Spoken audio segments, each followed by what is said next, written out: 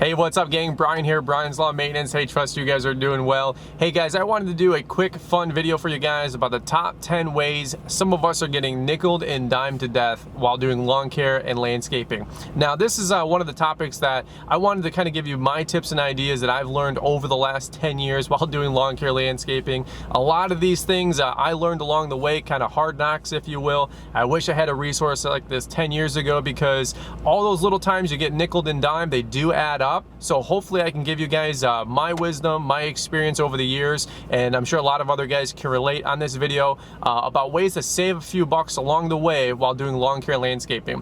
When you're done with this video, the top 10, do me a favor, leave a comment down below. Love to know what your guys' score was, like 5 out of 10, 7 out of 10, that these were already tips that you guys already knew or already tips that you guys do or practice to save a few bucks along the way. So I'm gonna come at you guys quick. The number one thing I wanted to cover for you guys was fees. Fees of all different kinds, man. Whether it's banking fees, insurance fees, there's always a fee for processing. And anytime you guys can get those fees eliminated, it's gonna be money put back in your pocket. Let me give you guys an example with fees. My insurance company, if I pay my monthly payment, they charge me a $9 processing fee. How stupid is that? So that means if you made 10 or 12 payments a year, obviously, you're gonna pay an extra, what is that, $120 in processing fees for something you were already gonna do anyway. Same thing with bank fees. You might be paying $10 a month for your banking. Try to keep that minimum deposit in there to keep your business account free. A half-hour conversation with your insurance agent or your banker might save you $10 or $20 a month, and you know what? That does add up. Number two, showing up late while still paying your employees. This is probably one of my largest pet peeves with lawn care landscaping. I can't tell you how many times where I work with somebody or have worked with somebody over the years where the owner of the company, because they're the owner, they think that they can stroll in somewhere at 8 a.m., 9 a.m. on a 7:30 a.m. start, an 8 a.m. start, meaning they're showing up a half hour late or an hour late, and your employee or employees are already at the job site for 30 minutes, an hour, and you had to go get some supplies, you know, something held you up. More than likely, that owner was a little lazy, they didn't plan or prepare properly, and now they're showing up a half hour to an hour late, and they still have to pay their employees who were at the job site at 7:30 or 8 in the morning. Well, if you have two guys there for an hour and you're paying them both 15 bucks an hour, you just lost out on $30. And you know what? You do that every single day, 3 days a week, that's 90 bucks that you're just losing out because you're being lazy or not being timely. Number three, this is a simple one. I didn't know this even existed, but buying edger blades online or buying edger blades in bulk or buying edger blades at your local dealer for about $1 to $2 each is extremely cheaper than buying them at $8 a pop at Home Depot. I had no clue. God only knows how much money I left on the table my first 4 or 5 years in business because I didn't go to dealers my first 3 or 4 years while doing lawn care landscaping. I was buying everything off the shelf at Home Depot. I didn't know what I didn't know. I just thought guys paid $8 for an edger blade. Well, for example, the first week back to lawn care up here in Michigan, I probably went through 20 or 30 edger blades getting everybody's property back cleaned up. Let me give you a quick example. If I did 30 edger blades this week at $2, that's $60 versus 30 edger blades at $8 at $240. That's 4 times my cost. So something to consider is buying edger blades in bulk at a local dealer or even buying them online. I know you can get them very cheap, sometimes $1, $1.50 each. So maybe you guys can leave some comments down below where you guys get some stuff like that. Number four, same scenario, same example, buying oil or buying lawnmower blades by the eaches versus buying in the bulk. Let me give you an example. I have some loose numbers here, but I was just at my dealer and they had a case of 2-gallon 50-to-1 premix. I think it was Red Max, might have been the Steel Ultra. Well, when you do the math and you buy it by the case, yes, it might be 100 bottles, 200 bottles, or whatever it is, but you're probably gonna go through that in the season any which way. If you got the money, buy that stuff up front, because the larger quantities you buy, the bigger price and volume discounts you're gonna get. Buying those by the eaches versus buying them by the case, I think per case savings, it was something like $20 to $25. Well, if you're gonna go through that every 2 months anyway, buy the case, stop nickel and diming by buying the little 6-packs, or heaven forbid, by the eaches for your oil. Number five, not keeping extra belts in the truck. As an example, there's always 2 belts I always keep right behind me in my box, my little toolbox here. I keep an extra hydro belt and I always keep an extra deck belt. Well, you know what? A hydro belt might be, I don't know, 40, 50 bucks. A deck belt, they can get up there sometimes 100 bucks. But here's a tip. When you lose, 20 minutes to the dealer, 20 minutes back, a half-hour downtime because the mower is broke down, let alone keeping a $10,000 asset on somebody's property and praying to Jesus that nobody takes it. Let's also say, for an example, you have 1 or 2 employees with you at 15 bucks an hour. So you have $30 for those guys plus the hour back and forth. You're losing out 30 to 60 bucks by not just carrying those belts with you anyway. Newsflash, your belts are going to break and they are going to wear out over time. Keep an extra hydro belt with you, keep an extra deck belt with you at all times, because those are the 2 most common things that are gonna break down with your lawnmower. Number 6, not training your employees correctly, or they're incompetent and they don't know how to do certain job tasks. For example, if you're always saying, I'll handle it, or I'll take care of it, or here I do it better, or here I'm quicker at it. What you need to do is slow down to speed up and take a day, take a half a day, not even that, man, take an hour and train your employees correctly on how you want something done your way. Whether it's a certain way you're planting flowers, whether it's a certain way you have the leaf blower and you blow out the beds, whether it's a certain way you're laying bricks, whether it's a certain way you want something trimmed or pruned, you got to take the time to train your employees, because if they're standing around doing nothing and you're the one that's got to be able to move that job forward because you didn't train them properly, again, you're getting nickeled and dimed on labor by having people stand around when you might have that special skill set.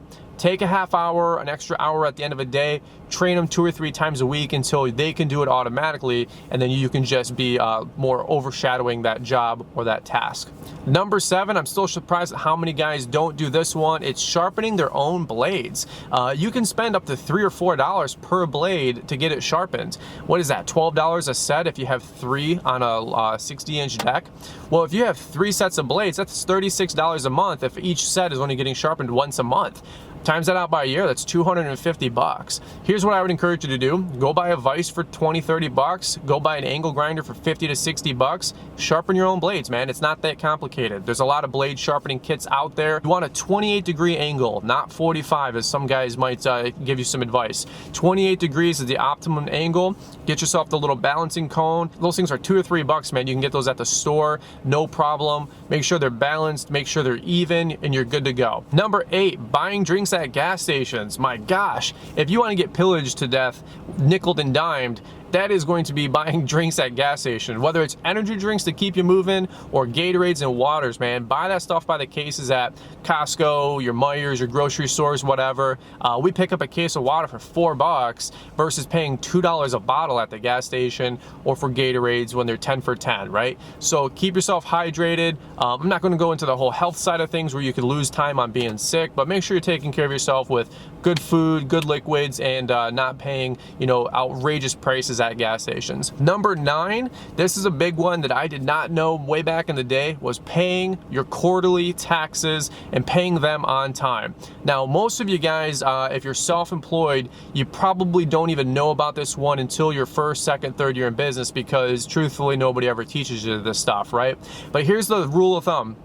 From what I understand is if you owe about $1,000 or more federally on your taxes, you're gonna wanna start paying quarterly, because as a business owner, a 1099, somebody who's self-employed or corporation, you need to pay your taxes quarterly, way different from being an employee. And that stuff you gotta get educated about. It's not that complicated. Consult a tax person. I am not your tax guy, but here's something I can tell you is that if you owe, let's say, $4 grand a year tax liability, and you gotta divvy that up into 4 $1,000 quarterly payments, well, for every month you're late, you're subject to like a 5% late fee plus interest. I mean, this stuff could add up to hundreds of dollars, and that's just if you only owe a $4 grand liability. Let's say you owe $20,000 and you owe $5 grand every quarter. Well, man, you could be paying $200-300 a month in interest and back taxes and all this other stuff, and you don't want to get caught up on all that.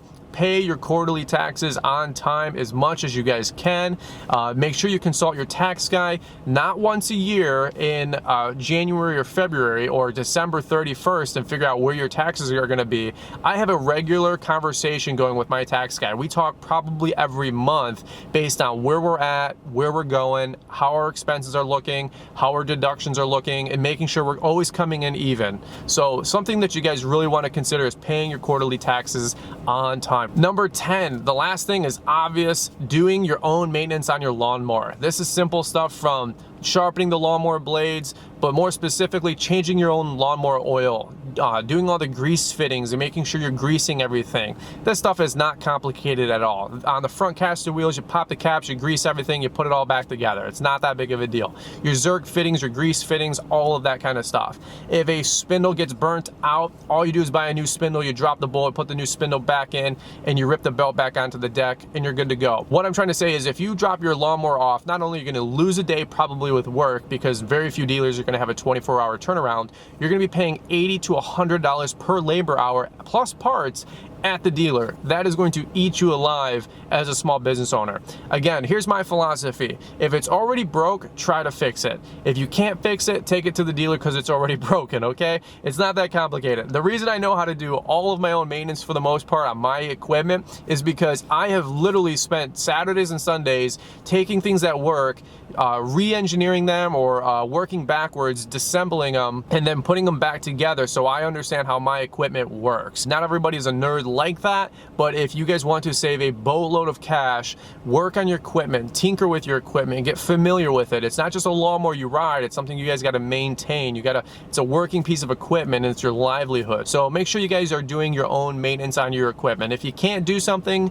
then take it to a dealer, and even then, take care of your dealer. Buy them pizzas once in a while, man. Take them donuts or coffee. I do this every 2 months at max because I want my dealers to, when I walk in and I have a small problem, I want them to fix it at the counter, tinkering on my blower, tinkering on my trimmer, versus tagging it and not getting it back for 10 days, and then it's going to cost me $130 for a carb rebuild or whatever it is, versus, oh no, you just need 2 little springs, you need 2 little seals, you need a new spark plug, something basic, and then you're back onto cutting lawns versus losing your equipment for a week, costing you money, and then also a $120 something rebuild. So make sure you learn your own maintenance, take care of your maintenance guys up at the dealer, and they'll get you in and out and save you money along the way. It's a lot cheaper to buy donuts than it is to have your carb rebuild, I'll tell you that. All right guys, that was it. That's my top 10 tips to not get nickeled and dimed in lawn care. I'd love to hear your guys' thoughts, your guys' suggestions, your guys' tips. Maybe this can be a resource for everybody else in the industry. I'm curious how you guys scored. Did you know about these top 10 tips? Did you guys only know about 4 or 5 of them out of 10? Leave your score down below. And if you guys have any comments or tips, same thing, that you guys can maybe share some of your wisdom on how to help other guys not get nickeled and dimed to death in lawn care, leave those in the comment section down below. And guys, as always, thanks so much for watching Brian's Lawn Maintenance. Thanks for watching me, Brian, and guys, we will catch up with you soon. Don't forget to smash the like button and the subscribe button. And guys, you take care.